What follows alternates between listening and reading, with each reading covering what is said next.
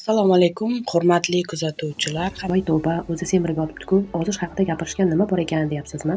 Faqat to'g'risini ayting. Ha, xuddi shunday, siz ko'rgandek semiz edim. Sizga semirish tariximni aytib beraman. Bundan avval o'zimni tanishtirib o'tsam. Men 2 yillik tajribaga ega oliy toifali dietolog Xolida Berdiyorova bo'laman. Bu sohaga o'zimdagi ortiqcha vazn tufayli kirganman. 2 marta semizlikni yengdim. Meni shu vaziyatga tushgan insonlargina tushunadi. Do'konlarda o'zingizga mos razmer topa olmaslik, odamlarni gap so'zlari, o'zingizdan ko'nglingiz to'lmasligi, oynaga qaragingiz kelmasligi, ozg'in ko'rinaman deb to'q rangli kiyimlar kiyish va hokazo.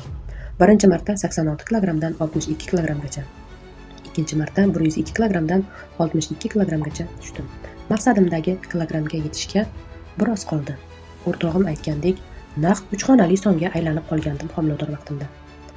Ortiqcha vazndan xalos bo'lgandan keyin rosa mazza qilasiz, tanangiz yengil bo'ladi, oynaga qaragingiz kelaveradi. Energiyaga to'lasiz, kayfiyatingiz zo'r bo'ladi. Xohlagan razmeringizni topa olasiz. Xullas, gapirsam gap ko'p azizlarim. Do'pposli rasmlarimni ko'ring. Ha, aytgancha, men sog'lom vazn tashlaganman, hech qanday operatsiya qildirmaganman.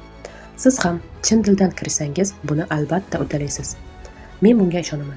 Sog'lom vazn tashlamoqchi bo'lsangiz, sahifamga obuna bo'lishni va videoga like bosishni unutmang.